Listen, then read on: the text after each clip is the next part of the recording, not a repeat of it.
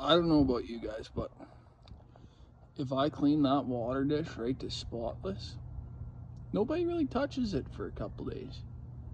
If I just top it up and leave a little muck in there, as long as the algae ain't growing enough to walk away, man, these guys just love it. To me, it's repulsive, and it took me a long time to really find the right balance. And even then, I've just learned, give the people what they want. If they ask for that, just give it to them. I find the less I care, the more they are actually happy and hydrated.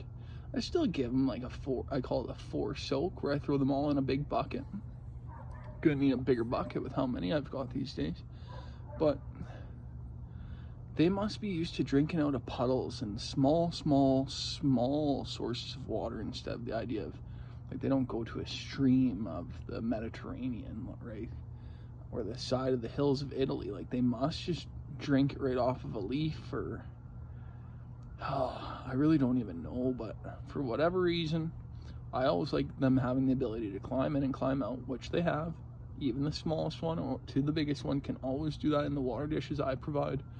But these characters, they like their water dirty. They like their cuttlefish bone manky, as the Brits say, or the UK folk. Like, they kind of like an old chunk of cuttlefish bone. They don't want it fresh. These characters are just something else, honestly. Absolutely adore these horses. I can't believe another season has came to end. This is, I think, my 4th summer of full-time outdoor time with these characters, with my group that's always been growing and adjusting. Because I think, well, now we're at 8 tortoises outside, and I know that because I have 8 clay pots.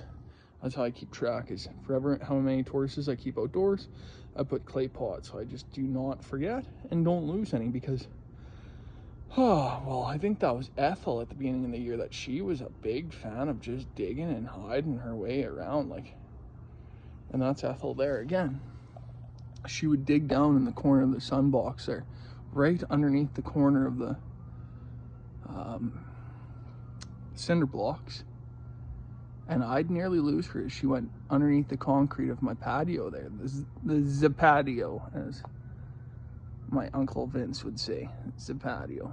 But honestly, I can't imagine why anyone would keep their tortoise inside 365. I had the babies out as much as I could. Next year, they're still gonna be too small to go into the adults. But this year I introduced Digger, and Digger was nothing but a hatchling when I got my hands on him. Unfortunately, he lived a life of sawdust and vivarium, but he's outside, or she's outside with the rest of this group, and it's been honestly the best thing. I have way too much fun with this. It's such a perk to come home to see these characters outside stomping around in the sun, or just doing a quick forage in the yard, whether I grab ribgrass or mallow, or I got violas, and then there's tons of plantain in this grass.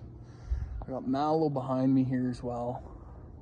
It's too much fun to live off the land with these tortoises. It fulfills me in a similar way of after I go fishing or hunting, or like that weekend in the trees or the hills or the mountains, like that feeling.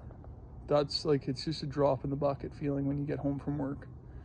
Long day and get to spend it with these characters. The season's coming to an end. It's actually, I'm surprised that we still have blooms, because we are at the end of September. We're looking more and more like October. The trees green, but you can see how they're starting to yellow, right? Love it, but it's actually crazy how the seasons are changing.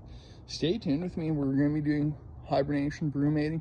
If you have any questions about those subjects coming up, follow along. Now's the right time to look into this idea. Absolutely thank you guys for anyone that subscribes, comments, shares. Means the absolute world to me. Your pal Hobson Scotch here at Natural Tortoise Keeper, signing off.